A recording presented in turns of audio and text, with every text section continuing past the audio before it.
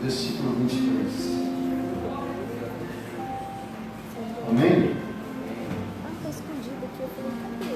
Prepara o teu coração, receba a palavra. Hoje é um culto especial, Santa Ceia. A mesa do Senhor está posta. Essa mesa não é minha, essa mesa não é da Igreja do Nazareno, Rocha Eterna. Essa mesa é do Senhor e ela tem uma finalidade de estar aqui. Quem já é da igreja e quem já está vindo aqui há alguns dias, ou quem já está vindo aqui há mais de um mês, sabe que eu sempre prego sobre a ceia, sobre a mesa, sobre o pão, sobre os elementos da mesa, para que você tenha o máximo de conhecimento acerca deste momento, para que você não seja negligente, para que você não se aproxime da mesa de forma displicente. A Bíblia diz que aqueles que tomam da mesa do Senhor sem discernir a mesa, tomam condenação para si. A mesa, ela é para a vida, mas aqueles que tomam da mesa de forma negligente, olha o que a Bíblia diz: muitos estão fracos, doentes, e não são poucos os que morrem, porque tomam da mesa do Senhor sem discernir o corpo. A mesa não está aqui simplesmente para cumprir uma liturgia. Então nós temos que ter a Santa Ceia porque é obrigação da igreja. Não. Nós estamos aqui porque é um mandamento do Senhor. Nós devemos celebrar a obra de Cristo até que Ele volte. Por isso que a Bíblia diz: façam isso em memória de mim. Nós temos que anunciar a morte do Senhor até que Ele volte. Amém, igreja? Amém. Então abra o teu coração para que você aprenda um pouco mais acerca desse assunto. De vez em quando me perguntam assim: pastor, as mensagens na mesa não se esgotam? Não. Por quê? Porque me faltaria anos de vida pregando sobre a ceia uma vez por mês para esgotar todos os assuntos. Esse assunto, por exemplo, que eu vou tratar com vocês hoje, tem muita coisa. Eu só escolhi duas. Dá para pregar sobre isso um ano inteiro. Então é necessário que a gente discirne a mesa, entenda a mesa, compreenda a mesa, para que não sejamos negligentes na hora de tomar da mesa. Se você achou Êxodo 25, 23, fala glória a Deus. Glória a Deus. Também farás a mesa de madeira de acácia. Terá o comprimento de 2 côvados, a largura de 1 côvado e a altura de 1 côvado e meio. De ouro puro a cobrirás, e lhes fará uma bordadura de ouro ao redor. Também lhes fará moldura ao redor da largura de 4 dedos, e lhes fará uma bordadura de ouro ao redor da moldura. Também lhe farás 4 argolas de ouro, e porás as argolas nos 4 cantos, que estão nos seus 4 pés. Perto da moldura estarão as argolas com lugares para os varais, para se levar à mesa. Farás, pois, estes varais de madeira de acácia, e a cobrirás de ouro. O meio dela se levará à mesa. Também farás os seus pratos e os seus recipientes para incenso, e as suas galhetas, e as suas taças, em que hão de oferecer libações de ouro puro farás. Porás sobre a mesa os pães da proposição diante de mim perpetuamente. Fala proposição. Fala pães da proposição. Pães da proposição. Agora abra sua Bíblia no capítulo 37 de Êxodo, verso 10.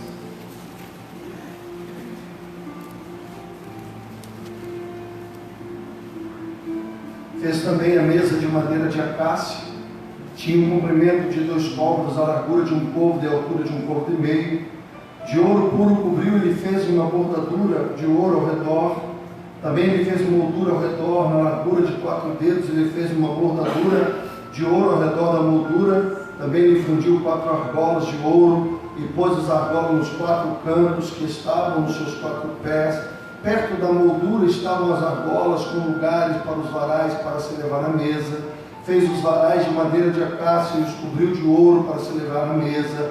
Também fez de ouro puro os utensílios que haviam de estar sobre a mesa, os seus pratos, os seus recipientes para incenso e para as galhetas, e as suas taças em que haviam de oferecer libações.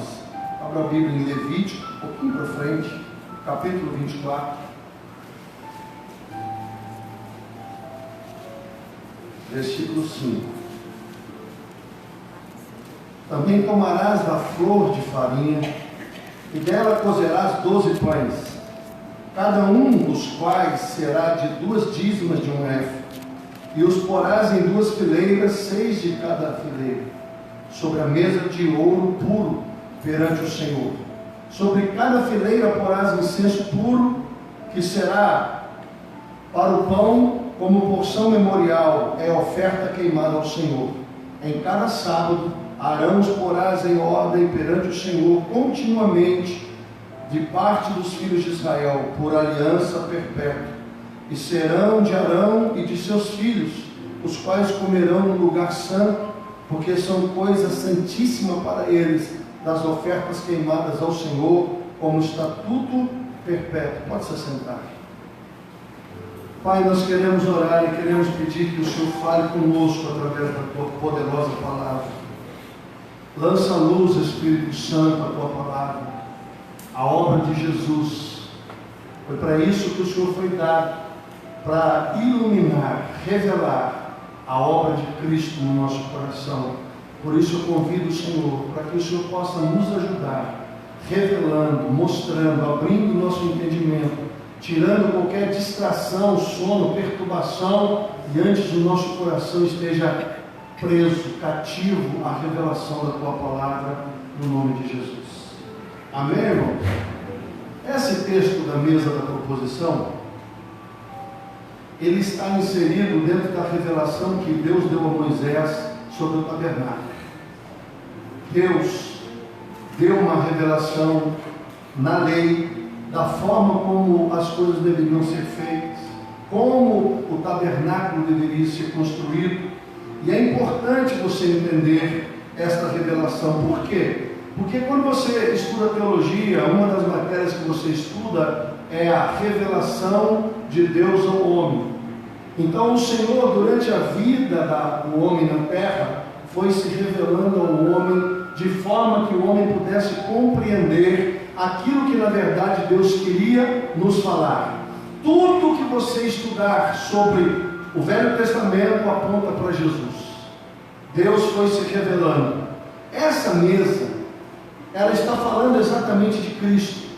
Porque se você ler o capítulo 1 do Evangelho de João, quando a Bíblia diz assim que Jesus habitou entre nós, no original, o verbo não é habitar, o verbo é tabernacular. Mas é uma palavra que para nós em português fica esquisito. E Jesus tabernaculou entre nós. Para nós é uma linguagem estranha, porque nós não entendemos de tabernáculo, mas em Israel essa palavra é muito conhecida. E Jesus tabernaculou entre nós.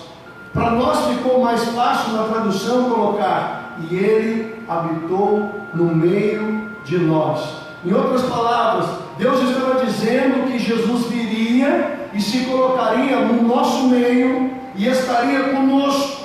É importante nós entendermos a revelação do tabernáculo. Por quê? Porque todo o tabernáculo está falando de Cristo. A porta, Jesus chegou e disse: eu sou a porta. Aí você entrava no tabernáculo, do lado direito você tinha um altar de holocausto, onde as pessoas levavam suas ofertas, os seus sacrifícios, animais que eram degolados com uma espada curta chamada cutelo, que é a palavra de Deus. O altar do holocausto, você colocava o animal, colocava a mão sobre a cabeça, o sacerdote degolava, pegava o sangue, aspergia com uma plantinha chamada isopo, simbolizando que aquele animal estava morrendo no teu lugar. Nós sabemos pela revelação da palavra que Deus estava falando para nós que Jesus viria e morreria no nosso lugar. Então o altar do holocausto simboliza a cruz. Você entrava pela porta, passava pelo altar de holocausto, Hoje você entra por Cristo, vai até a cruz, recebe a cobertura do sangue de Jesus, sangue que perdoou você, que remiu você, que perdoou os seus pecados, que fez com que você se tornasse digno de entrar na presença do Senhor, porque o tabernáculo nada mais é do que um mapa de fazer o homem chegar até a presença de Deus. O homem entrava pela porta, passava pela cruz, que era o altar do holocausto. Depois que ele estava ali, coberto de sangue, tinha o altar, a bacia de bronze com água. Bronze na Bíblia fala de justiça, havia água, aí tinha que lavar as mãos, lavar os pés, falando da santificação pela palavra. Aí o sacerdote entrava no lugar santo. No lugar santo, do lado esquerdo tinha um candelabro parecido com esse, com 7 lâmpadas acesas, que ficavam acesas 24 horas, candelabro de ouro maciço, simbolizando a presença do Espírito Santo. Do lado direito tinha a mesa da proposição. Em cima dessa mesa tinha 12 pães, 6. E um pouco à frente tinha um altar de incenso. Quando você estuda o tabernáculo, você entende exatamente o que o Senhor estava nos dizendo. Para você entrar na presença de Deus, você precisa passar por Jesus. Você precisa passar pelo sacrifício de Jesus. Você precisa passar, lavar as suas mãos, as suas obras, a tua caminhada na água da palavra. Mas aí você entrava no lugar santo. Dentro do lugar santo tinha o candelabro, a mesa da proposição e o altar de incenso. Qual era a revelação, pastor? O Espírito Santo revela a mesa, porque a mesa da proposição está falando de Jesus, que Ele é o provedor, que Ele é quem alimenta o povo, que Ele redime o povo, e que Ele, a mesa da proposição também é conhecido no Velho Testamento como a mesa da presença. Lembra quando Satanás tentou Jesus? Se tu és filho de Deus, então manda que essas pedras se transformem em pães. Jesus faz uma declaração por causa da mesa da proposição: nem só de pão vive, mas de toda a palavra que sai da boca, o pão da presença. O que Deus estava falando? O Espírito Santo estava lançando luz na mesa da proposição, dizendo o seguinte: eu vou alimentar vocês. 12 pães por causa das 12 tribos. Então, quando você passava pela porta, passava pela cruz, passava pelo altar, pela bacia de bronze, você entrava no lugar santo. E para você entrar na presença de Deus, o Espírito tem que iluminar o seu entendimento acerca da obra de Cristo. E você precisa de oração, porque o altar de incenso simboliza a oração. O sacerdote pegava o altar de incenso, colocava brasas tiradas do altar, e aí ele pegava essências aromáticas, cheirosas, perfumadas, e ele balançava aquele incensário, subia uma fumaça perfumada, que a Bíblia diz que Deus cheirava, simbolizando as orações dos santos. Eu gosto demais disso. Quando você ora,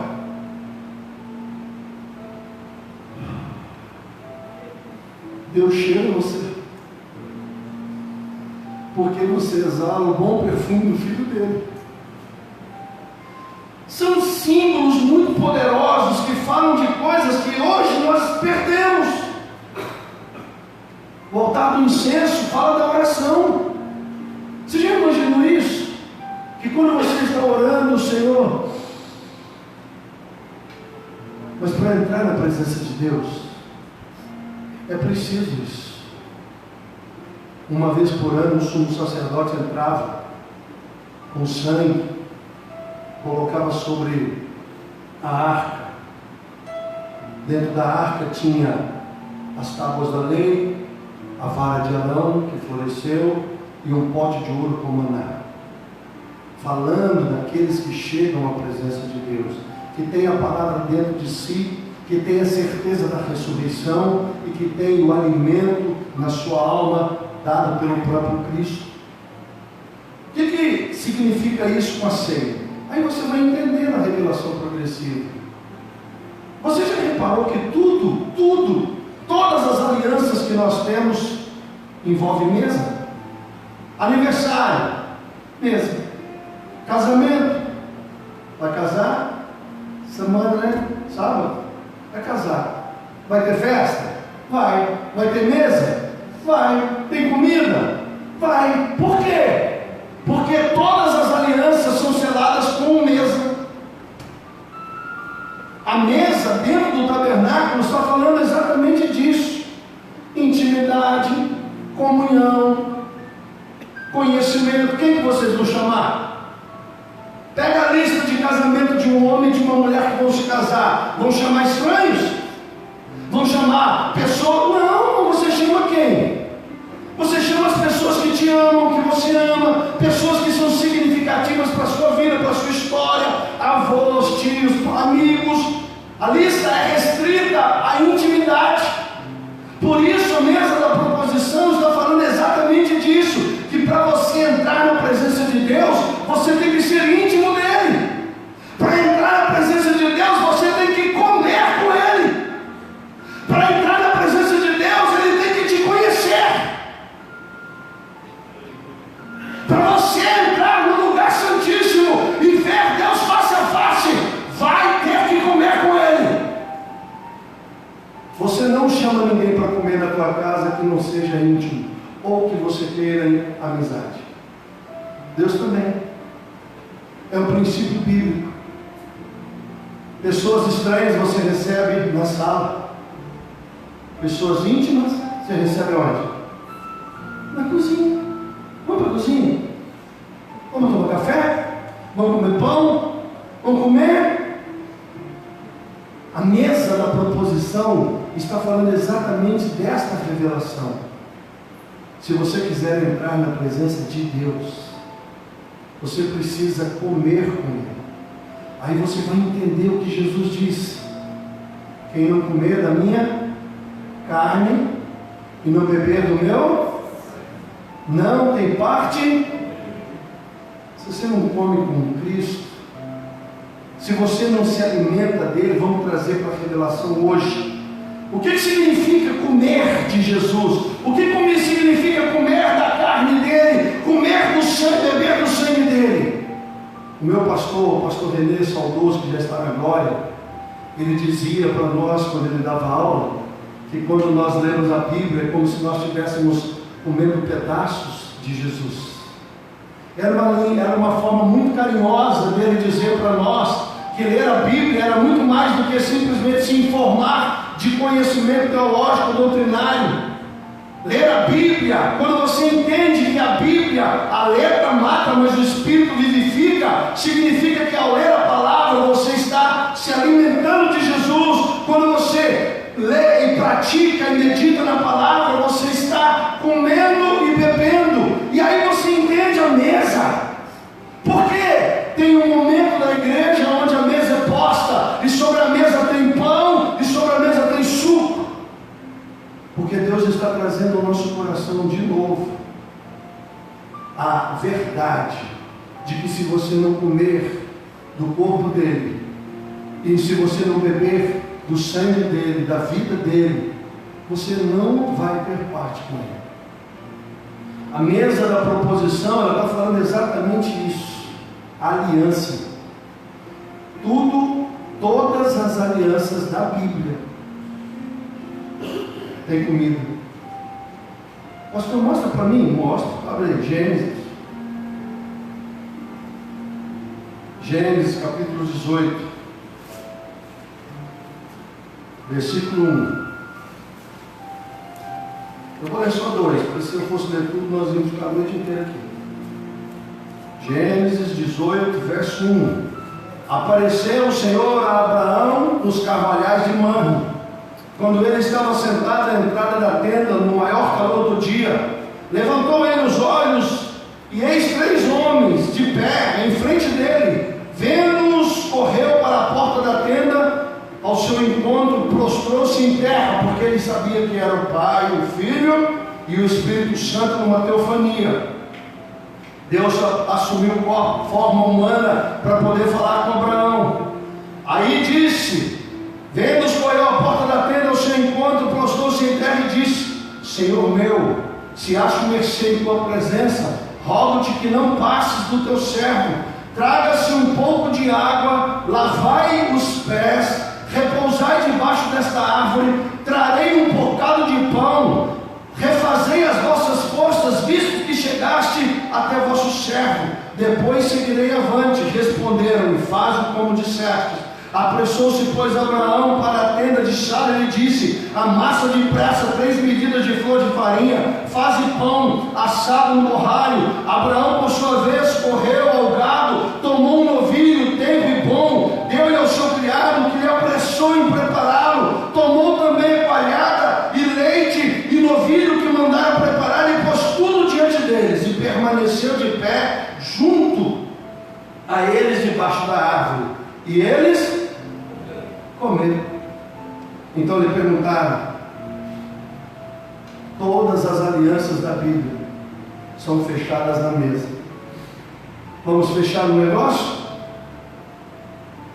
Pergunta para o Denilson, ele fechando o negócio, né? Tudo termina em que, Denilson? Almoço, ou? Fechamos o negócio. Vamos à mesa. Vamos casar? Vamos à mesa. Compramos uma casa, aniversário de alguém, aniversário de casamento, vamos à mesa. Todas as alianças, é que a gente não percebe, mas todas as alianças significativas para nós tem mesa. Isso é bíblico, é uma revelação de Deus, que fala para nós de algo que Deus quer ter conosco. Pastor Mimaia, me dá mais uma base bíblica. Êxodo 24, 9. Êxodo 24, 9. E subiram Moisés e Arão e Nadab e Abiú e 70 dos anciões de Israel, e viram o Deus de Israel. Repete comigo aí: viram o Deus de Israel, sobre cujos pés havia como pavimentação de pedra de safira, que parecia com o céu na sua claridade. E ele não estendeu a mão sobre os escolhidos dos filhos de Israel, porém eles viram a Deus e comeram e... Você já ouviu aquela frase? Crente não bebe, não fuma, mas come. Por quê? Porque é bíblico. Toda vez que os crentes se reúnem, toda vez que a família se reúne, toda vez que os amigos se reúnem, dá uma vontade de comer junto. Por quê? Porque a mesa está falando de amizade, de intimidade, de conhecimento, de estarmos juntos, de estarmos como unidos dentro de um corpo, de uma família. É por isso que é necessário a gente entender a revelação da mesa do Senhor.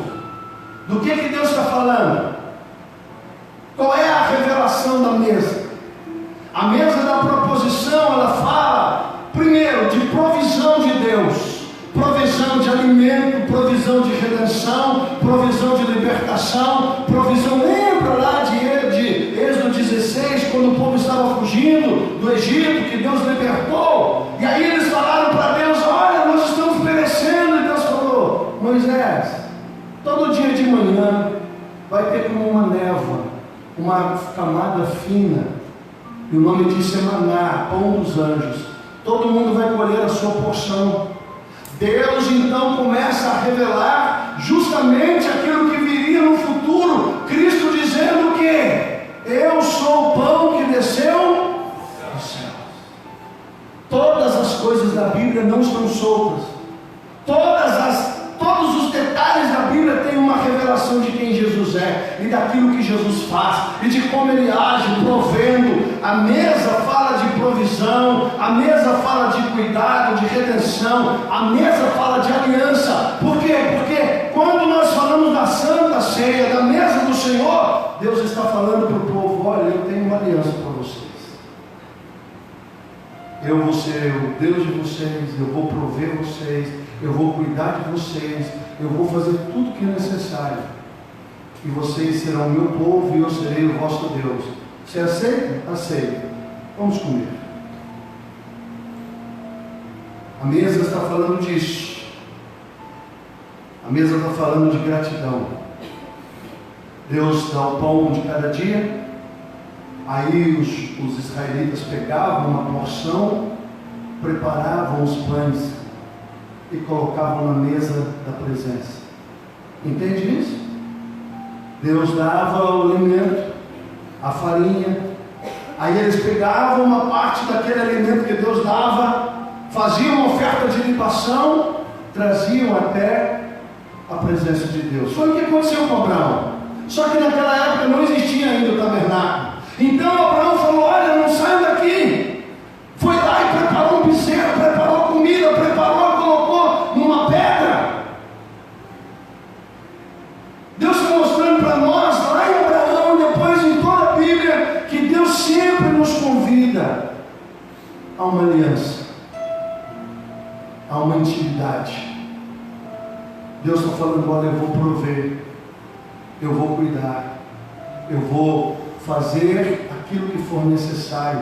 Por isso que a mesa da proposição, chamada de pães da presença, estão falando exatamente da provisão. E quando você oferta esse alimento de volta para Deus, você está dizendo: olha, eu sou grato ao Senhor, porque o Senhor, assim como foi no deserto, o Senhor é quem me dá o pão de cada dia. Oração do Pai Nosso. Pai nosso que estás no céu, santificado seja o teu nome, venha a nós o vosso reino, seja feita a tua vontade, assim na terra como no céu. O pão nosso de cada dia nos dá. Deus está falando disso. Você está pensando que é só o pão, comida, alimento? Muito mais. O pão de cada dia fala exatamente da provisão do Senhor na sua vida, do cuidado do Senhor para a tua vida. Quem aqui está passando fome? Ninguém. Quem aqui não tem alimento na mesa? Todos nós temos. Deus está falando exatamente disso. Eu sou aquele que provê.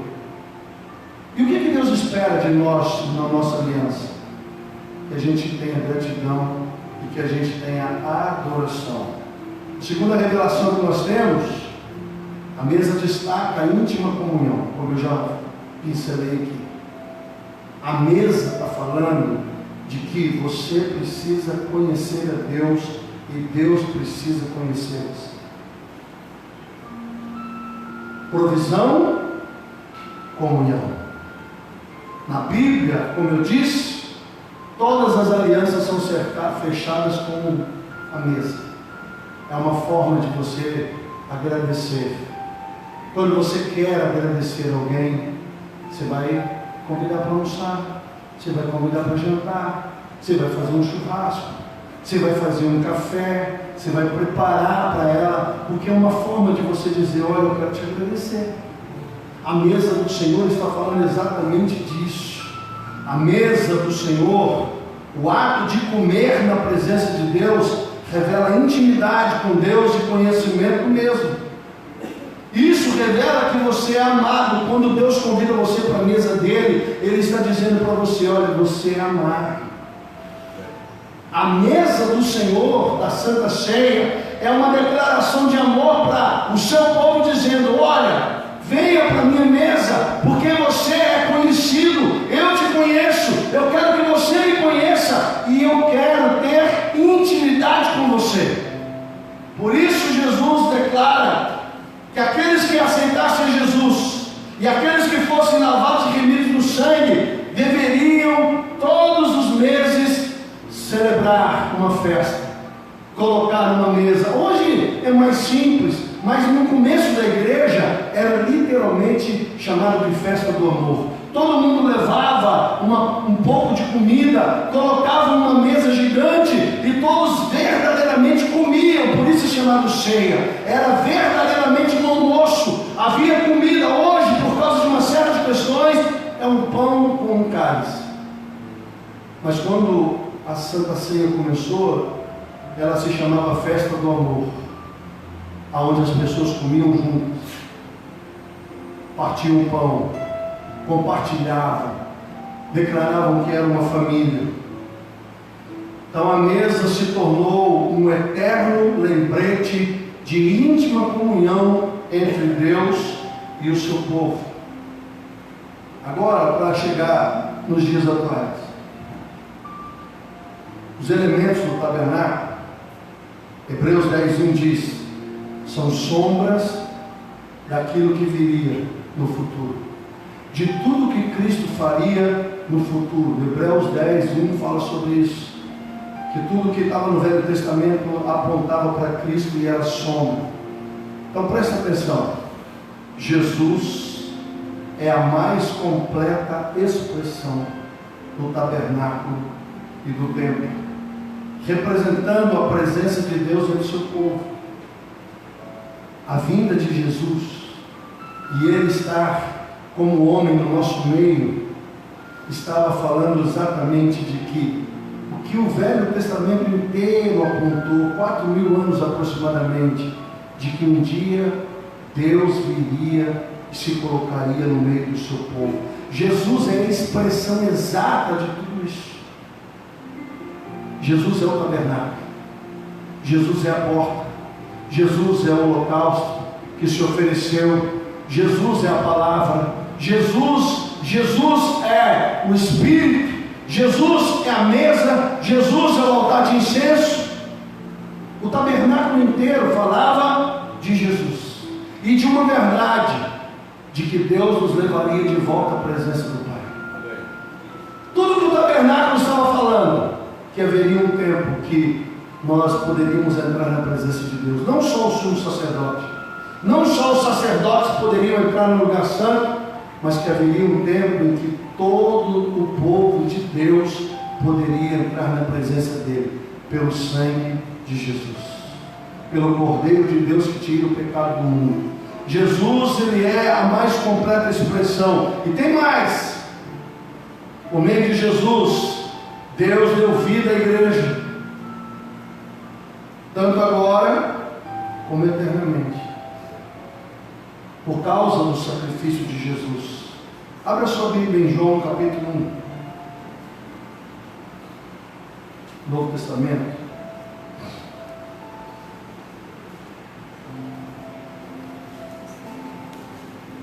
João capítulo 1, verso 14.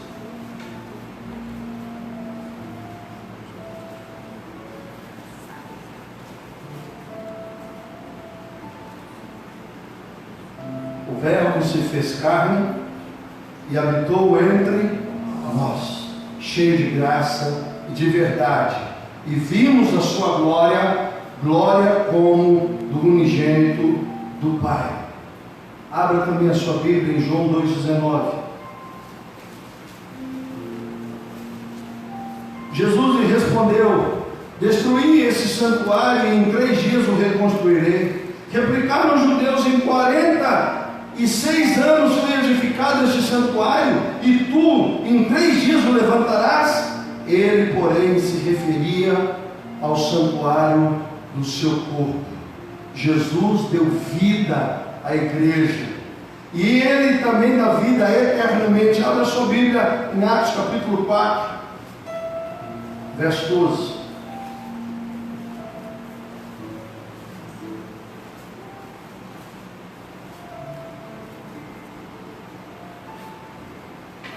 E não há salvação em nenhum outro, porque debaixo do céu não existe nenhum outro nome dado entre os homens, pelo qual importa que sejamos salvos. Jesus, por meio de Jesus, Deus deu vida à igreja, no passado, no presente, no futuro. O pão da presença, em última análise, aponta para esta mesa. Pastor, tem tanta coisa assim que Deus foi fazendo para a gente poder entender, é isso aí. O pão da presença, o pão da proposição, estava apontando para esta mesa hoje, a mesa da ceia. Aponta para Jesus como o pão que desceu do céu. Abra sua Bíblia em João, volta um pouquinho, João 31. João 6, 31.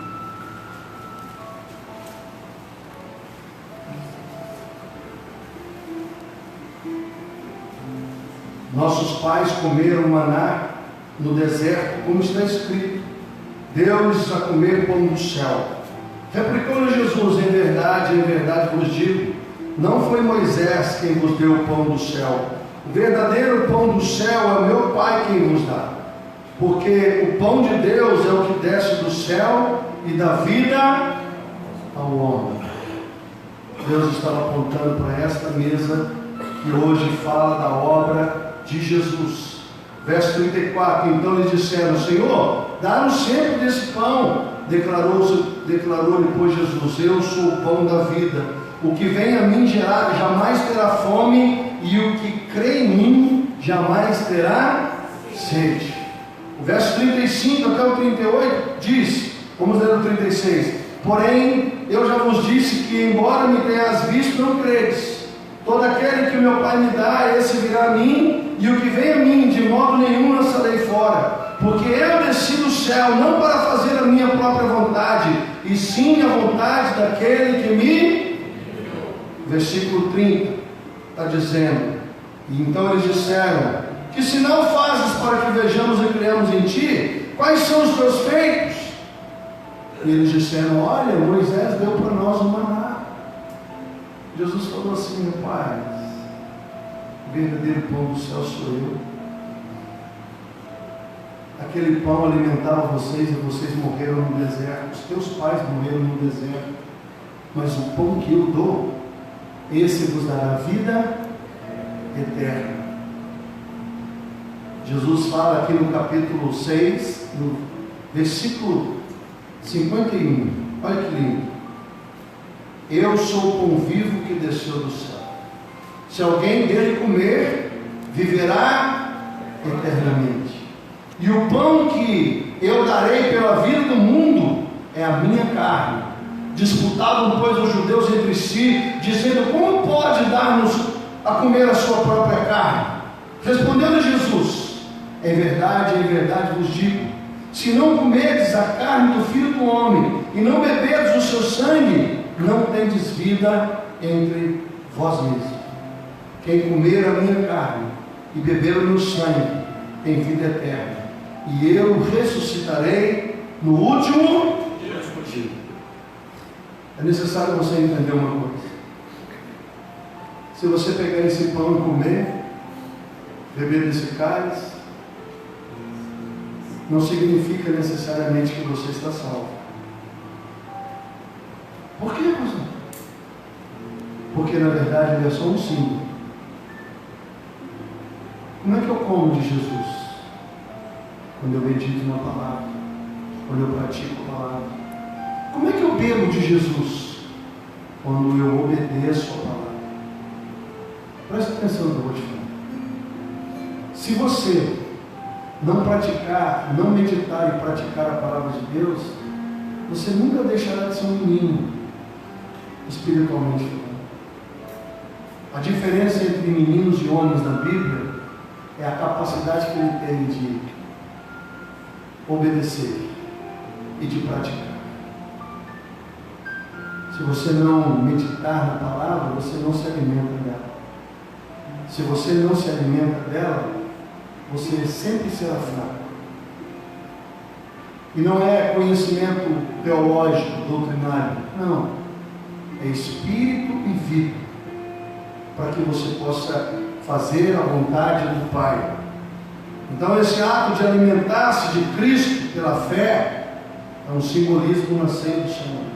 Esta mesa de hoje, que não mais se limita ao sacerdote, sabe por quê?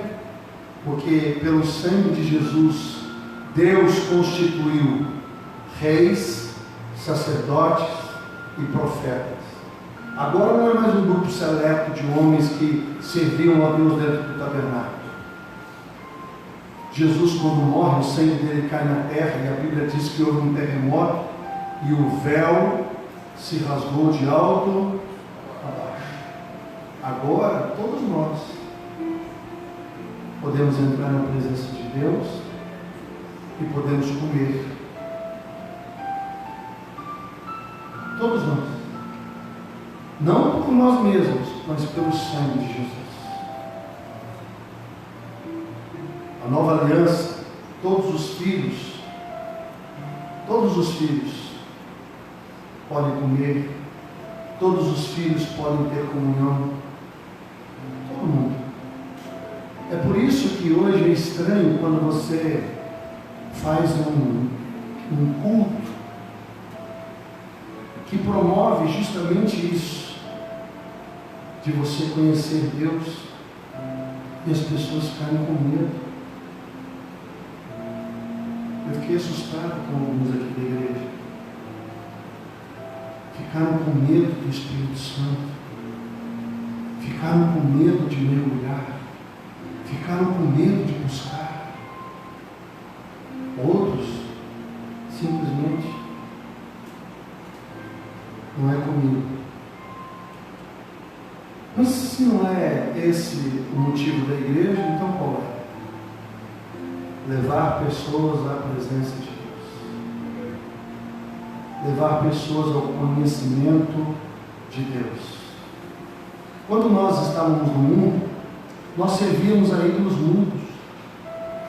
Não falavam, não tocavam. Quantas vezes eu me ajoelhei diante de uma imagem? Quantas velas eu acendi? Quantos textos eu rezei? Servindo a um Deus que não respondia. Mas o que me levou para Cristo? Uma vez me perguntaram: por que você deixou de ser católico? Eu falei: a diferença foi simples. Eu nasci, fui batizado, crismado, mas sempre me disseram de um Deus que estava no céu. E o dia que eu morresse, eu iria para ele.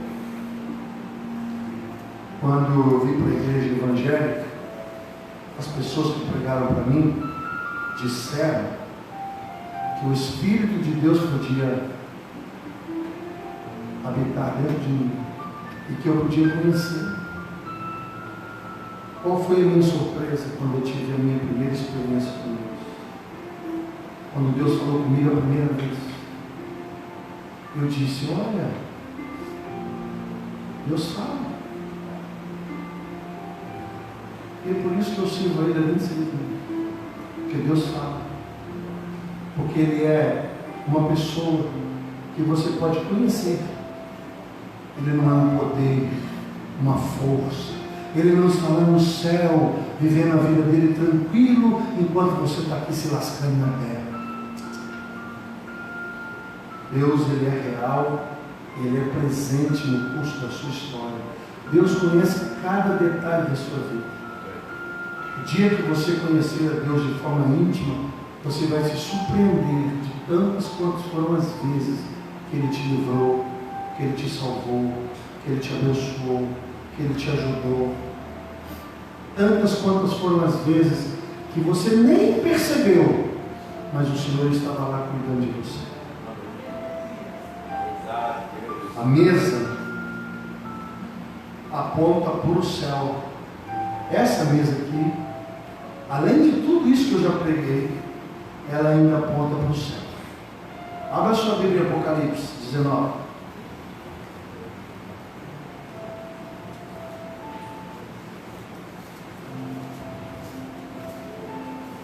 Olha que lindo.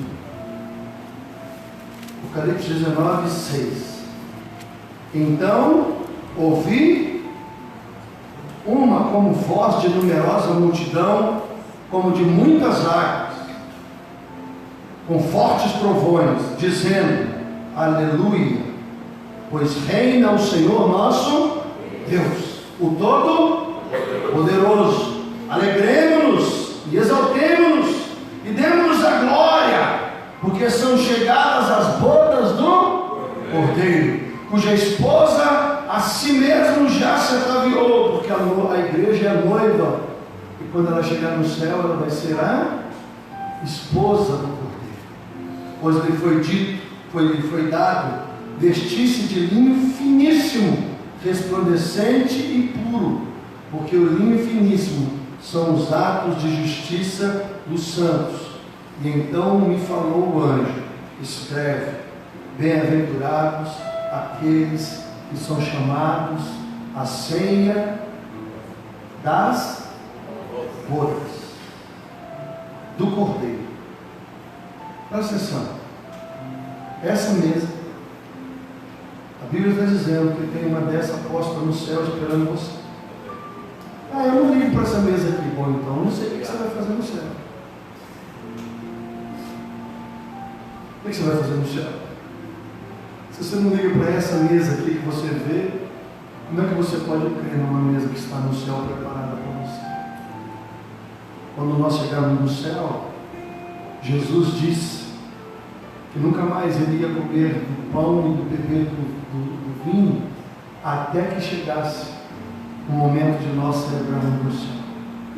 Então presta atenção, essas coisas que nós estamos falando são muito sérias. Não é só um pãozinho com um suquinho.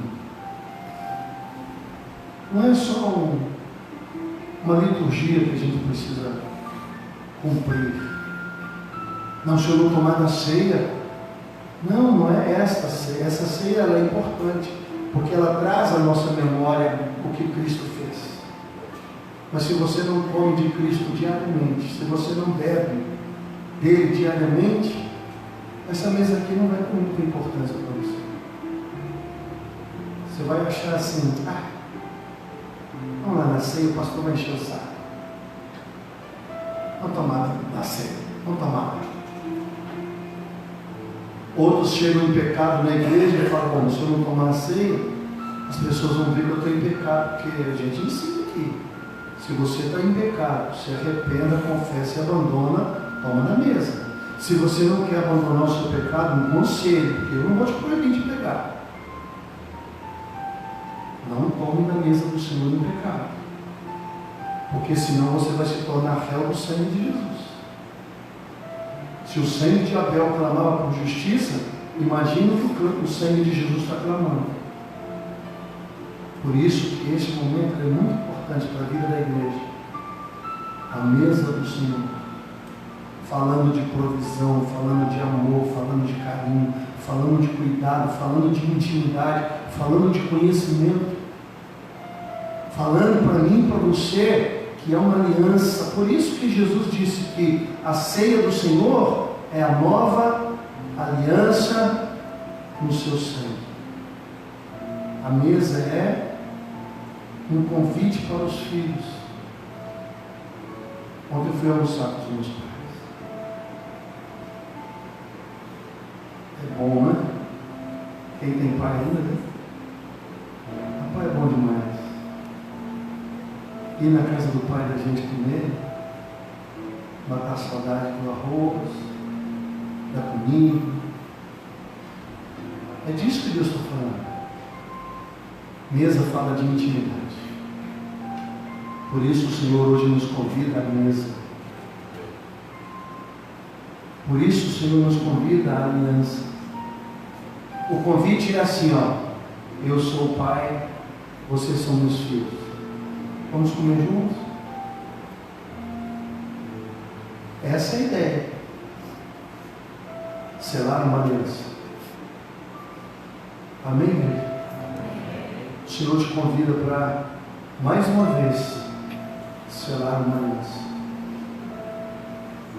O Senhor te convida todos os meses. Olha, abra agora lá em 1 Coríntios, que é um texto muito conhecido.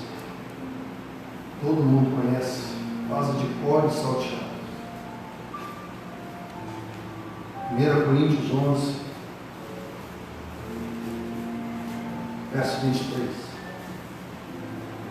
Paulo dizendo, porque eu recebi do Senhor o que também vos entreguei.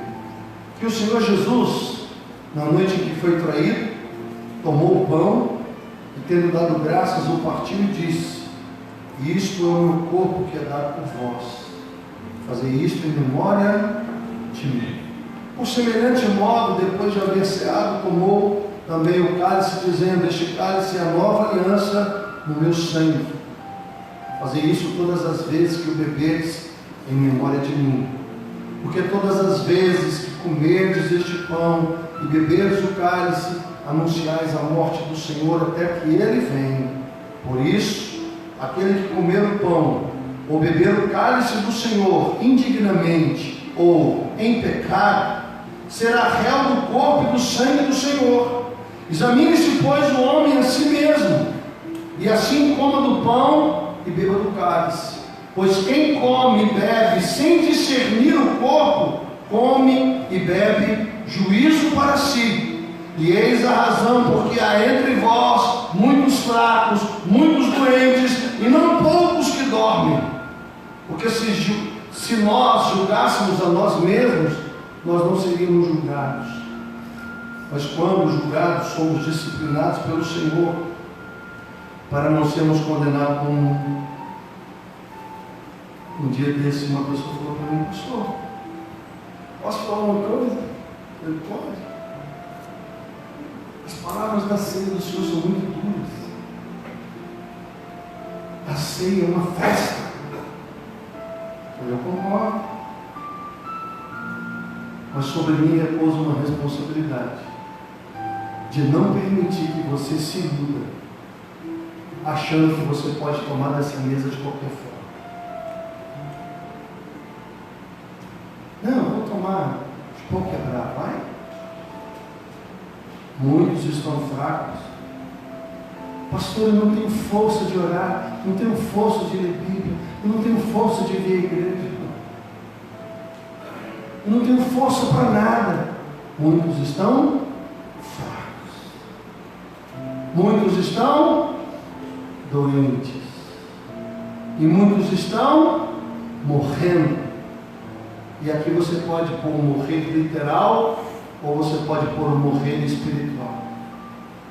Muitos estão morrendo, porque tomam da mesa do Senhor sem discernir. Jesus morreu por nós. Amém, igreja?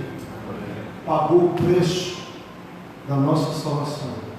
E nós não temos o direito de chegar hoje na mesa dele, que simboliza a obra dele por nós, e tomarmos da mesa de qualquer forma.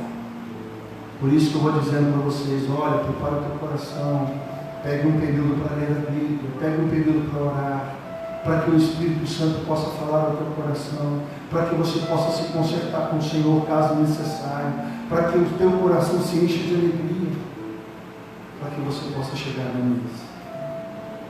Eu quero convidar você a ficar em pé.